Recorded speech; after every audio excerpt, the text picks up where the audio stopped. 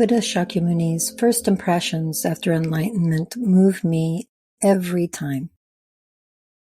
This peace so profound, this unpolluted, uncreated, clear light, this nectar-like Dharma I have found. To whomever I may teach it, it would remain enigmatic. So I will stay silent, keeping to the forest. What wonder is this that can enchant a mind so unbound into hushed humility?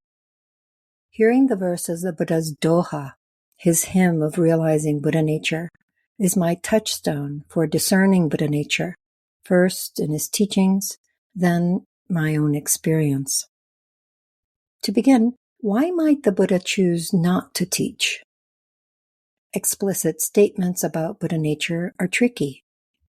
The unabashed Tibetan Shentong, or empty of all else philosophy, infamous for not shying away from assertion, speaks of sublime peace, a mystical synergy beyond false binaries of permanent, impermanent, suffering, bliss, self, non-self. An enigma, to be sure, and readily misconstrued. In the reaches of the inexpressible, understanding dawns by degrees. Sometimes silence is more articulate. The Buddha famously leaves certain questions unanswered, nor does he mention clear light, enigmas, or Buddha nature in his first public discourse only weeks after invoking his Doha. Instead, the four truths meet us in what we know all too well. Life's sticky sorrow, even amidst its sweetness. The Buddha exhorts us to recognize dukkha, eradicate its origin, and actualize its cessation by relying on the path. The Buddha's Doha of speechless awe under the Bodhi tree resounds with its signature note, inviting it, like a tuning fork, again and again, attunes my understanding. Accompanied by its poignant pitch, I receive his instructions for liberation from samsara. From their harmony, Buddha nature serenades me, urging me to enact the four truths. Can anything short of fully embodying mind's true nature, wise, loving, and powerful, be other than suffering?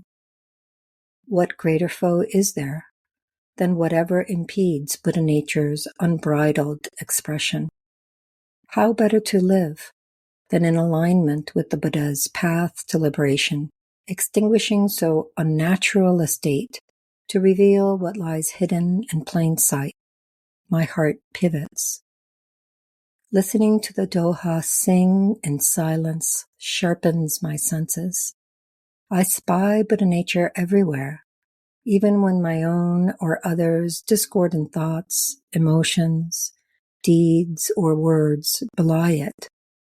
Like the promise of butter, imperceptibly pervading milk, Buddha nature is the promise of enlightenment that suffuses mind, whether unmanifest, manifesting, or manifest. Sentient beings are Buddha nature, enlightenment unmanifest.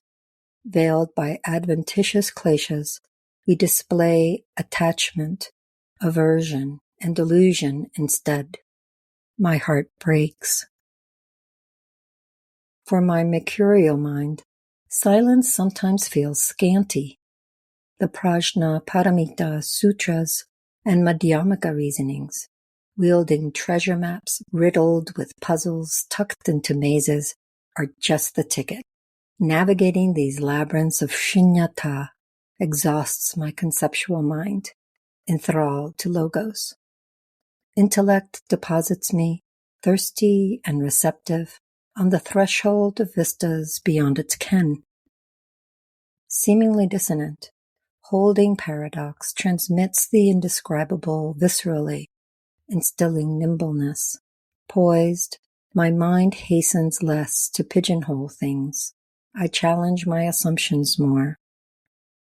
reaping the fruits along the path, we are Buddhanature, manifesting as enlightenment in evolution. My heart transforms. Yet curiosity grows insatiable, eager to savor awakening. Enter Vajrayana practice, rich in mythos, summoning the primal unity of appearance emptiness in elaborate panoramas. Buddhanature glimmers experientially. Blissful ease gentles my mind for the naked aesthetic of Mahamudra. Fleeting glimpses recall the sun emerging from clouds, luminous, not a tone-deaf fancy.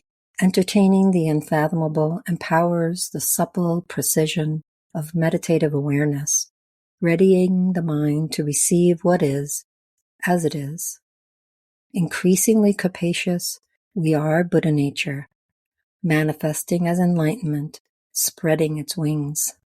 My heart blazes.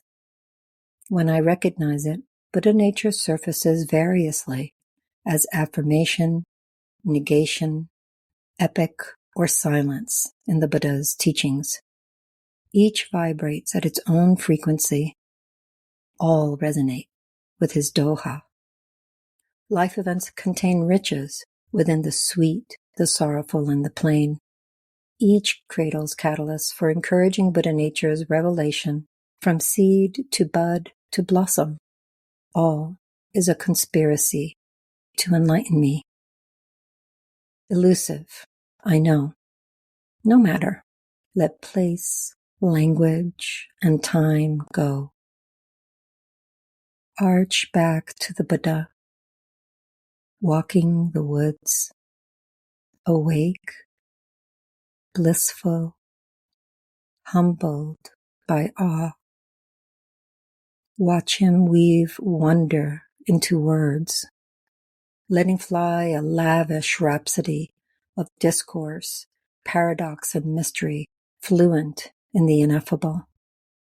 Feel our Buddha hearts quicken under his touch, straining to sing our unsung dohas. The path unfurls, opening our heart minds until Buddhanature manifests fully as it ever is.